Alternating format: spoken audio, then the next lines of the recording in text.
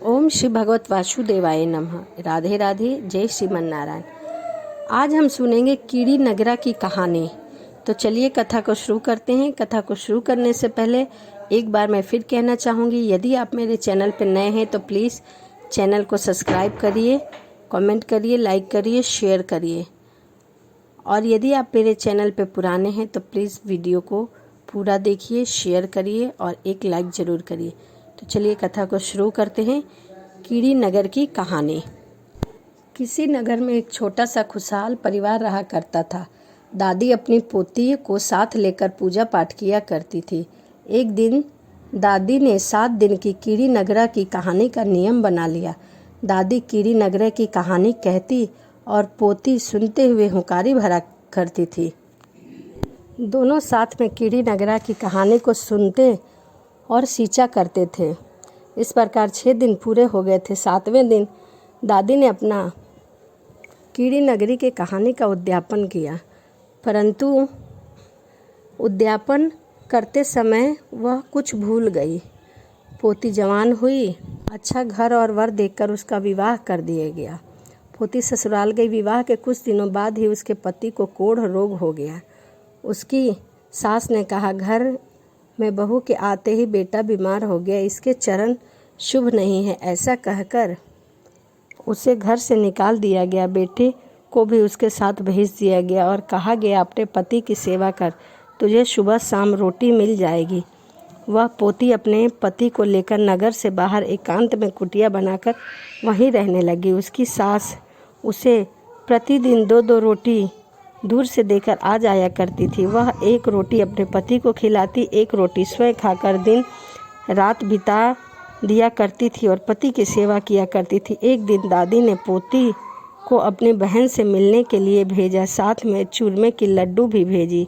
भाई अपनी बहन से मिलने के लिए बहन के ससुराल गया। वहां जाकर पता चला कि उसकी बहन नगर के बाहर कुटिया बनाकर अपने पति के साथ वहीं रहती है। भाई ने उनकी हालत देखकर दुखी हुई, चूरमे के लड्डू बहन को दिए और चला गया। बहन ने अपने हिस्से का लड्डू खा लिया। पति के हिस्से का लड्डू पति को दे दिया। पति ने मना कर दिया। पास ही एक कीड़ी नगर था, उसमें वह लड्डू चूर कर कीड़े पालने वाले को डाल दिया गया, जिसमें बहुत सारे कीड़े थे। इसके प्रभाव से उसके पति का हाथ और मुंह का कोढ़ झड़ने लगा। यह देखकर पति ने कहा, तुमने आज ऐसा क्या किया है जिससे मेरा कोढ़ ठीक होने लगा है? पत्नी बोली, मैंने तो आज आपके हिस्से की लड्डू कीड़ी नगर में डाल दिए थे, परंतु इस बात का कोई रहस्य नहीं है। हमें किसी समझदार व्यक्ति से पूछना चाहिए। दूसरी ओर जब भाई अपने घर पहुंचा तो सबको अपनी बहन की दुख की बात बताई।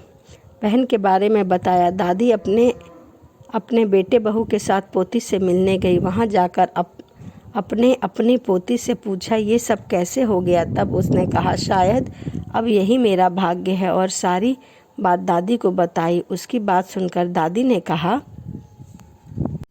बेटी, जब मैंने कीड़ी नगर का उद्यापन किया था तब तुम्हारा उद्यापन नहीं हो पाया था। शायद यह कीड़ी नगर का ही श्राप है, परंतु अब चिंता मत कर, सब ठीक हो जाएगा। इसके बाद बहू ने कहा, एक कटोरी में घी गुड़ लेकर आओ। बहू ने घी गुड़ लाकर दादी को दिया।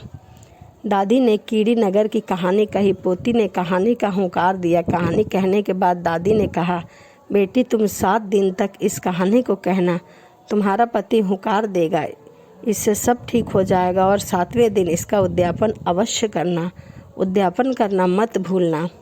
पोती बोली कि ठीक है, मैं उद्यापन अवश्य करूंगी, परंतु मैं उद्यापन कैसे करूंगी? मेरी सास तो हमें ठंडी रोटी देकर जाती है। दादी बोली, कोई बात नहीं, ठंडी रोटी में ही तुम चूरमे का 4 पिंडी बना देना। 2-2 पिंडी तुम दोनों हाथ में लेकर कहानी कहना। 1-1 पिंडी तुम दोनों खा लेना और दोनों की 1-1 पिंडी का चूरा करके कीड़ी नगरे पर डाल देना। पानी की कार लगाकर धो खा लेना। उसके अपने पति से कहा, मैं कीड़ी नगर की कहानी कहूँगी, आप हुंकार दोगे? पति बोला, क्यों नहीं, यह सब तुम मेरे लिए ही तो कर रही हो। इस कहानी से मेरा कोढ़ झड़ जाएगा तो मैं इसे ज़रूर सुनूंगा और हुंकार भी दूंगा। वह कहानी कहने लगी। पति ने हुंकार दिए। इस प्रकार 6 दिन कहानी सुनी। फिर पत्नी ने बोला, कल सुबह इसका उद्यापन कर देंगे। उसकी पत्नी ने कहा, आपकी माँ एक समय की 2 रोटी देकर जाती है, मैं चूरमा कैसे बनाऊंगी? पति बोला, माँ आज शाम को 2 रोटी देगी, उसे रख देना, कल हम उसी 2 रोटी का चूरमा बना देंगे। उन 4 रोटी को मिलाकर चूरमा बना लेंगे। अगले दिन उसने सुबह उठकर स्नान किया। पति स्नान नहीं कर पाया, इसीलिए उसने पति पर पानी के छींटे मारकर शुद्ध कर दिया। इसके बाद 2 रोटी रात की और 2 रोटी सुबह की लेकर चूरमा बना दिया। फिर पति को कीड़ी नगर के पास बैठा दिया गया। उसने कहानी कही। कोढ़ी पति ने हुंकार दिया। इसके पश्चात दोनों ने एक एक लड्डू कीड़ी नगर पर बुरखा दिया, पानी की कार लगा दी। फिर धोकर बोले, हमारा कोढ़ झाड़ देना, कोई भूल हो गई हो तो क्षमा कर देना। इस प्रकार दोनों ने कीड़ी नगरे की कहानी सुनी और इसका उद्यापन किया। इसके तत्पश्चात वहाँ से उठकर दोनों ने बची हुई चूरमे की एक एक पिंडी खाई और पानी पिया। देखते ही देखते कोढ़ी पति की काया कंचन सी हो गई। दोनों ही कोढ़ झड़ने लगे और दोनों बहुत प्रसन्न हुए। शाम हुई तब उसकी सास रोटी लेकर आई। हर रोज की तरह दूर से ही बहू को रोटी दी। चारपाई पर बैठे अपने बेटे को नहीं पहचान पाई। बहू पर चिल्लाकर बोली कि तुमने चारपाई पर किसे बिठाया है? मेरा बेटा कहाँ है? बहू बोली, यही आपका बेटा है। फिर भी विश्वास नहीं हो रहा है तो सासू माँ चांद की पहन के चोली लोहे की तान ले, तनाव ब्याह में आएगी बारात, तब अपना परिवार इकट्ठा कर लेना और हमें अपना लेना। सास अपने घर गई, अपने पति को सारी बातें बताई।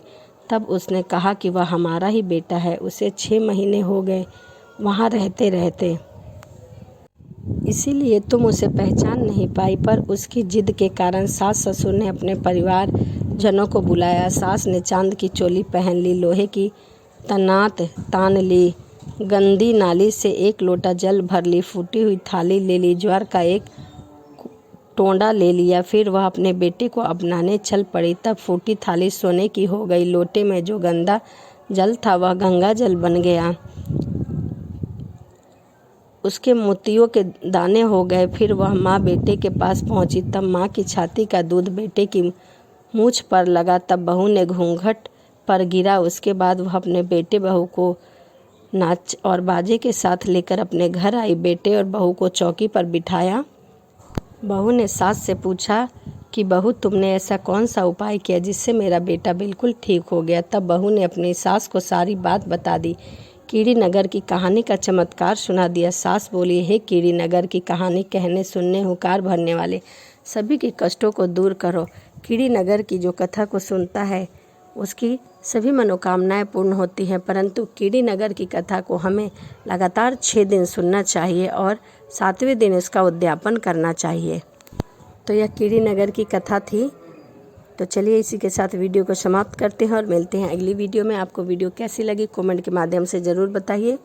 राधे राधे, जय श्रीमन नारायण।